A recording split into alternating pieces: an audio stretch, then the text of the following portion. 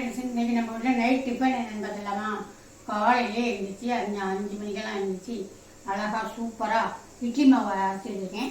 அந்த காலையில் அரைச்சி நைட்டு இட்லி ஊற்றினோம்னா பஞ்சு பஞ்சாக பூ மாதிரி இருக்குங்க. அது இன்னைக்கு நைட்டு பிரித்து வச்சுட்டு நாளைக்கு காலையில் ஊற்றினாலே ஒரு மாதிரி அது டேஸ்ட்டு மாறதான் செய்யுது. அந்த மாதிரி சாப்பிட்டா வராது.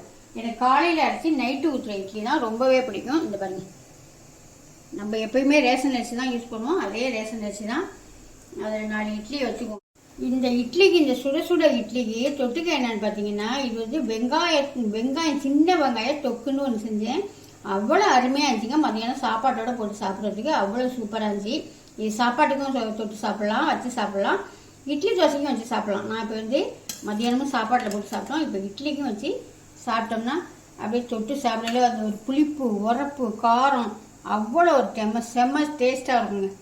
இதே மாதிரி நான் பெரிய வீடியோ போட்டிருக்கேன். நீங்கள் போய் பார்த்துட்டு நீங்களும் செஞ்சு சாப்பிட்டு பாருங்க.